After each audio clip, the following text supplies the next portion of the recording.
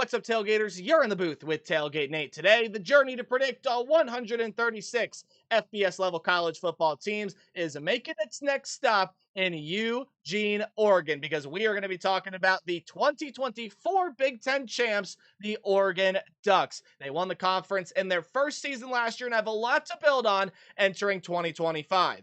My name is Nate Pope, otherwise known as Tailgate Nate. Thank you so much for clicking on this video and helping to support the channel. If you would like to support the channel even further, then please go ahead and do what it says down below me. Hit that subscribe button, help me out, and while you're at it, you might as well ring that bell because turning on notifications ensures that you won't miss an upload, especially you don't want to miss the one of your favorite team.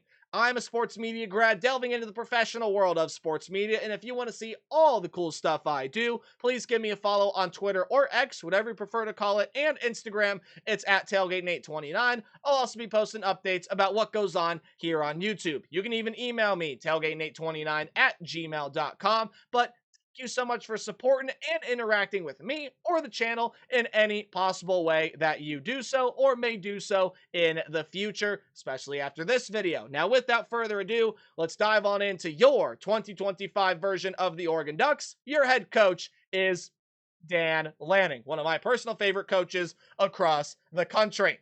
Team bowed out in the quarterfinal of the college football playoff last year after running into the Scarlet and Gray buzzsaw, and more big things are expected this upcoming year. How do we do preview predictions here on the channel? Well, we're first going to go through a roster overview, as right over here is going to be the offense, right over there is going to be the defense, and at the end of the video, we will go through the Oregon football schedule. I'll tell you what I think about the Ducks and tell you what I think their record will be at the end of this season. We're going to sort of dip our webbed feet into the kiddie pool, into the duck pond, before we dive on in to the big bad deep end. Down below are a couple numbers that I want to point your attention to. Returning production numbers do factor in transfer value up to a certain percentage, and then recruiting and portal ranks are according to 24/7 Sports. Oregon, one of maybe 2 or 3 teams in the country that have both a top 10 recruiting and portal rank. So, without further ado, let's start over here with Will Stein's offense, and obviously, Dillon Gabriel leaving the quarterback position is going to be a big loss. Nearly 3,900 yards of production, 30 touchdowns to only 6 picks, had 7 rushing scores last season. Overall, just an absolutely phenomenal season and a great player. It's why he's playing professional football. I know what the returning production number says down there, and it's because they lose a lot of skill position players as well. Remember I said it factored in transfers? It isn't factoring in what Dante Moore did at UCLA in 2023. Now, I'll be quite honest with you, the numbers are not that spectacular. Just over 1,600 yards, 11 touchdowns, 9 picks, and around 53.5% completion as a true freshman in 2023. Yeah, those numbers are not great, but he transferred in again last season, took time to sit, envelop himself within this Oregon system and culture, and I think he's going to be an exceptional quarterback here in 2025. Got to watch Dillon Gabriel play last year. He's with one of the best offensive coordinators in the country in Will Stein. As long as he can continue to progress in his own development by helping himself out in the best way possible, I think Dante Moore is going to be an absolutely phenomenal quarterback. Now, the biggest thing to improve from 2023 is, yes, that decision-making with the football on a consistent basis. Too low of a completion percentage, not enough touchdowns, and too many picks. That'll be the focus here for Dante Moore, just making smart plays when the football is in his 2 hands. As I said, you do lose a lot of skill position players, one of which was your leading rusher in Jordan James. He is going to play professional football, nearly 1,300 yards of production and 15 rushing touchdowns, was also a pretty vital piece to that pass game last season. However, I don't think your run game is going to skip a beat. In fact, dare I say, I think it's going to even get better, which, if I'm being honest with all of you, I don't think is that crazy to say, because you get Noah Whittington coming back, 540 yards and 6 touchdowns as the second back last season. He'll be the second back again because you get a stud, bona fide STUD stud in Mekhi Hughes coming in to play football for Dan Lanning's group. Nearly 1,400 yards of production at Tulane in 2023 and exceeded that mark last year in 2024. 15 touchdowns last season, 22 combined throughout his Green Wave career. And oh, yeah, he can be a threat out of the backfield to catch a pass or two as well. This is a home run hit. One of my favorite players in college football is now with Oregon, and he will excel in this system. And again, dare I say, make this run game even better than it was when Jordan James was here. Again, remains to be seen. Your top two wide receivers and your top tight end are all three going to play in the professional ranks. Tez Johnson, Trayshawn Holden, and that tight end is Terrence Ferguson. Evan Stewart was supposed to step up and be that guy this year, but now, at the very least, it looks like he's going to be out for quite the majority of the season with a patellar tear. And depending on how severe it is, he could be done for up to 12 months, the entire regular season, as well if he gets granted an injury redshirt, which I don't see why he wouldn't. Then into next year as well. It would ruin his winter. It would ruin his spring, really depending on how severe the patellar tendon tear is. This is a significant injury. You lose, again, 613 yards and 5 touchdowns worth of production, and he's much more of a valuable player than that. He was going to prove it this year, and this is just such an unfortunate blow and devastating injury. This room is going to be bolstered a little bit through the portal. Malik Benson is coming in from Florida State to now pair with guys like Gary Bryant and Kyler Casper, who are going to step up and play much bigger roles this year. Benson's a transfer in from Florida State, who never really, I think, played up to his full potential. He can do that here with the Ducks, but a massive 5-star recruit is going to be coming in here to this program. It was the highest rated recruit they brought into this recruiting class, a top 10 recruit nationally, the number 1 overall wide receiver in the class of 2025. That is DeCarrion Moore. Out of Duncanville, Texas, I think this kid, much like I said about Mekhi Hughes, STUD. That spells stud. I think he's going to be it. And now his role to step up and provide big time production is heightened even more with this injury news to Evan Stewart. Jamari Johnson is going to give some life in this tight end room. Not that it wasn't going to necessarily have any life before, right? But replacing Terrence Ferguson is going to be a big ask. However, you do have Kenyon Sadiq back, who did play pretty darn well in the season last year as the backup tight end, and Jamari Johnson just comes in to replace that too deep mentality. 4 offensive line starters are gone, but a slew of high-grade transfers are in to bulk up this offensive line for Dan Lanning's group. Isaiah World from Nevada is a world-class, one of the best offensive linemen in the country type player. Emmanuel Pregnon is over from USC. And you're also going to be getting another really, really good player in Alex Harkey coming over from Texas State, who is pretty good down there with the Bobcats in the Sun Belt Conference. And Iapani Lalulu. Hopefully I said that last name right. If not, I think I got pretty close. They call him Poncho, and he might be the nation's best center, returning to the offensive line. Him being able to anchor it and, let all these transfers fit into this system. I think Oregon's offense still, even with all of its changes and unfortunate injury news, I think is still going to turn out to be pretty good here in 2025. Now, as far as the defensive side of things goes, almost pointed the wrong way. But Tasha Lupoy is back coaching this defense. Red zone defense was a mighty, mighty struggle for Oregon last season, especially at the beginning of the year. When teams got into the red zone against this defense, Oregon could not prevent them from scoring. They just couldn't do it. That has to be the number 1 priority this year. And even though this was a defense that generated 40 sacks of production last year, you kind of get the sense and get the feeling that this is a defensive pass rush that can get a lot better. Well, that's going to take a big hit this year when you lose some absolute wrecking balls in Derek Harmon and Jordan Birch. Both of those players are gone off of the defensive front, but you're going to supplement that with a pretty darn good transfer in Bear Alexander. Not utilized that well last season at his previous program, but while he was with, I believe, I wanted to say, hang on, I'm going to fact check myself here.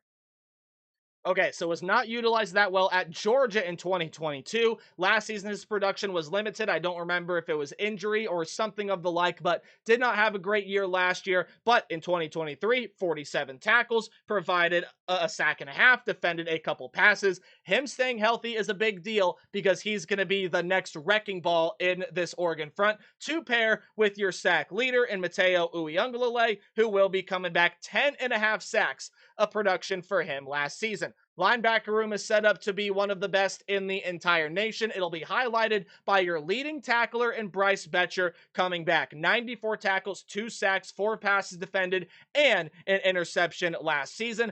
He is going to be coming back, as well as some guys like Devin Jackson and some other really, really talented players throughout this Oregon linebacker room. Again, Bryce Betcher is that highlight in your second level of the defense. Now, in that third level, in the defensive backfield, 5 members of your secondary are going to go play professional football. Woof. A very, very, very overhauled cornerback room. Oh, by the way, I should mention as one of the linebackers as Tatum Tuioti. He was a very, very big piece and brought in 5.5 sacks of production last year. He'll be back, and he's another really, really key part to that linebacker room. Okay, let's fast forward now back to the secondary members. Well, you are going to get some pretty notable transfers here as Dylan Tyneman, however you pronounce that last name again. I apologize for mispronunciations. 70 tackles last year just by himself, but his 2 seasons where he got full playing time production at Purdue, 106 tackles in 2023, picked off 6 passes that year, and 104 tackles last year. Is one of the best secondary players in the country and will be that over here with the Oregon Ducks. Theron Johnson is also going to be transferring in, and those guys are going to be leading the defensive backfield in this upcoming campaign. You do have some returners across the board, but a lot of them are very, very young. Dylan Tyneman and Theron Johnson are both very experienced players. They will be your best secondary members here out of the portal in 2025. And then your special teams room is intact. It will run it back for this upcoming year. Offensively, a lot of overturn. Defensively, a lot of overturn. But if you have learned anything about Dan Lanning over the past couple of seasons, especially last year, his role at developing talent is pretty darn good. Pretty darn good. I think Dante Moore is going to develop out really well. I think he hit major home runs on a lot of these transfers. Makai Hughes, stud. All those offensive line transfers, stud. The secondary transfers, absolutely amazing. Bear Alexander, if he plays up to potential, that's a home run higher. To me, thinking that their portal class is 5th is quite even the understatement. I think this, you could argue is the best portal class based on impact it's going to have on this team this year in the entire country. And you got a lot of studs waiting in the wings, such as Dante Moore, a lot of these young guys, and even again to carry in more of that freshman. We know Oregon is still going to be a really, really good team here in 2025. Here is the Oregon 2025 football schedule. But before we get to that, some numbers down below. Again, more numbers I want you to be aware of.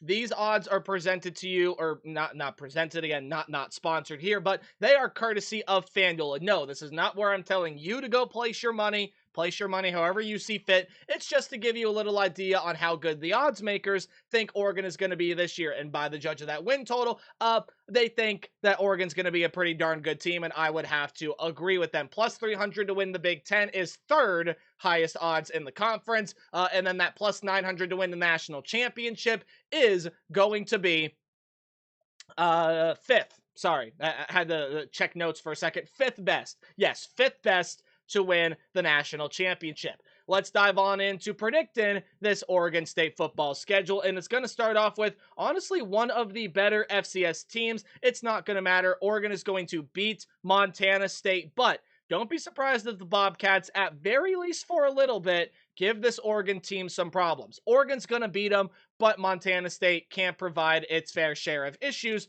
for this Oregon team. You get Oklahoma State at home, which is the game that you should win. It's a team that's going to be overhauled by transfers, but Zane Flores is going to be coming back to play quarterback for you, but your wide receiver room is all new. You're replacing 4 offensive linemen on there with transfers. Your defense is getting a big overhaul with that Cowboy program. They can make some noise in the Big 12 this year. One of the teams that can just come out of nowhere and do something with it. But sadly, they are not going to beat the Oregon Ducks. Well, maybe not sadly for a lot of people watching this video. The Ducks will start 2-0.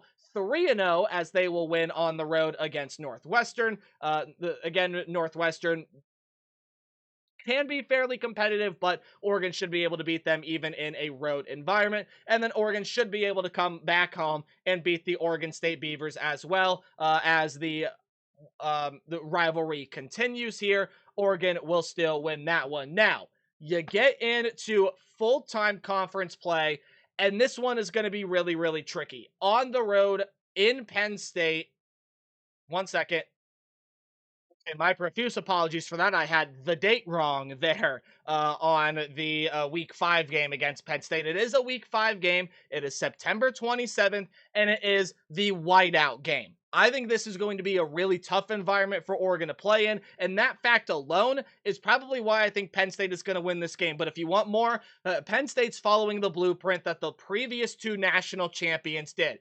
Everybody came back, as this is the team that feels like they have something to prove. Drew Aller is back. Katron Allen and Nick Singleton are back. Probably the best 1-2 punch in America now. You finally have wide receiver pieces that can stretch the field and be able to spread defenses out with Devontae Ross, Trevor Pena, and Kyron Hudson. And even though you are losing two of your better defensive players, it's not going to matter. This defense is now led by one of, if not the best defensive coordinator in the country. That's Jim Knowles. His ability to disguise blitzes is second to none, and all of those are reasons. Again, just why I think Penn State is going to end up winning this game. This is where you would really want to have Evan Stewart, and by the looks of it, there is a very, very, very small percentage chance that he will be ready to go before this Penn State game. I'm just going to act like he's not playing this Penn State game, and that is even more of an argument for the Nittany Lions to win at home in the whiteout. It'll also be the toughest environment Oregon has been in Big Ten play so far. Now, you do get your bye week or your first bye week, I should say, before you go on the road and you play the Indiana Hoosiers. Look, man, Indiana football is not going anywhere. This is the team that is still going to end up being really, really good this year. You do have to try to fill in the shoes of Curtis Rourke. You're doing that with a guy I like a lot in Fernando Mendoza, a transfer from Cal. Your entire wide receiver room is back. You're getting some really, really good pieces back in the defensive realm with transfers in to supplement from what you lost. I think Oregon is a little bit more talented here. I think Oregon is going to be able to overpower Indiana, although the Hoosiers can prove to make this one close, even without Evan Stewart. I don't think the secondary is going to match up to some of the players that Oregon has in this realm, plus the fact that I do think, again, DeCarrion Moore, this could be a game where he really shows people what he's made of. The Ducks are able to beat Indiana, and I think defense, too. Indiana's replacing a lot of pieces with portal pieces on the offensive line, and I think Oregon's stout defensive front and really good linebacking unit will take advantage of that, and they will beat Indiana at home. Should be able to beat Rutgers on the road, even though Rutgers has a lot coming back. I spoke of them in a previous video. Now that this could still prove to be a pretty solid team this year, but Oregon's too talented. They'll win that one. The Wisconsin game is interesting. I think it's a game that Oregon should win, especially given that it is at home. And Luke Fickell's just been trying to figure it out here in Madison. Now, Badger fans are definitely running out of patience, but you get Billy Edwards in to play quarterback. I don't think that's necessarily a horrible pickup. You're going to boost up your wide receiver room by getting Jaden Ballard into that room. Defensively, a lot of good pieces come back, as well as some transfer portal pieces coming to boost up pretty much every level of that defense. Again, just from a talent perspective, I don't see it. Oregon is going to win that one. Your second bye week comes before you have to go play in another tough environment in Kinnick Stadium. Now, Iowa this season is a very, very interesting team to talk about. They are bringing in an exceptionally good quarterback in Mark Gronowski over from South Dakota State, where he won FCS national championships. But I do not think their running game is going to be as strong as it was last year with Caleb Johnson. I don't think they have the necessary wide receiver pieces to fully exploit what Mark Gronowski can do with his arm. And all of that, you're thinking, right, this should be a game that Oregon should win. Well, this is where I think having a player like Evan Stewart is going to be really, really vital. Not to mention, when you take a look at this Iowa depth chart defensively, as projected by ourlads.com, senior, graduate, senior, junior. This is one of the most experienced and consistently best defenses in the country. Not to mention, especially if this is a night environment in Kinnick, it's going to be a raucous environment no matter what. If this becomes a night game, I think Oregon is going to have its struggles. And I think this is a crowd, much like what you're going to see in the whiteout at Penn State, that can get in the head of Dante Moore and get him rattled. Iowa's offense should be improved this year, should get more talented as the quarterback play will get better. He can win you some games, but this Iowa defense, man, not having a player like Evan Stewart is massive. And I do believe with that Evan Stewart injury, especially if it is for the remainder of the season, I think Oregon's going to lose a game that they shouldn't. Now, when you take a look at the rest of this, I do think that they win out. Minnesota is replacing some pieces. You're going to be breaking in another new quarterback this year.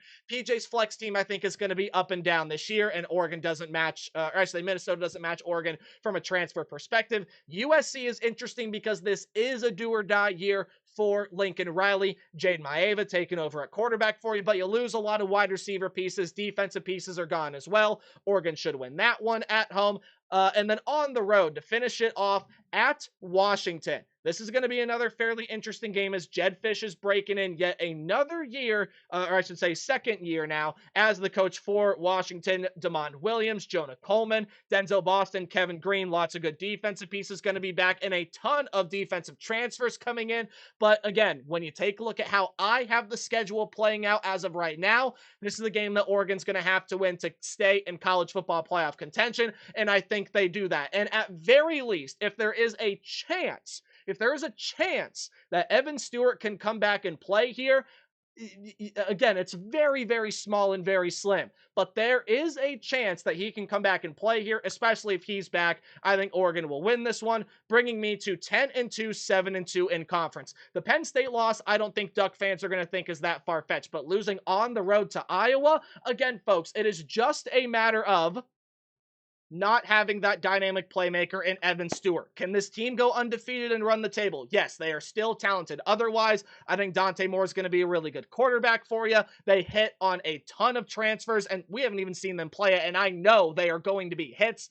Again, just not having that weapon like Evan Stewart, especially against one of the most experienced defenses in the country, I think is going to cost you in that game at Iowa, and it could cost you in another game, even if you're able to get past Iowa earlier or later on that season. I got 10-2 for the Ducks. Let me know what you think down in the comment section below. And as always, remember to play hard, but Tailgate Tartar should still be a good college football playoff team here with Oregon. And I'll see you in the next prediction video. Goodbye.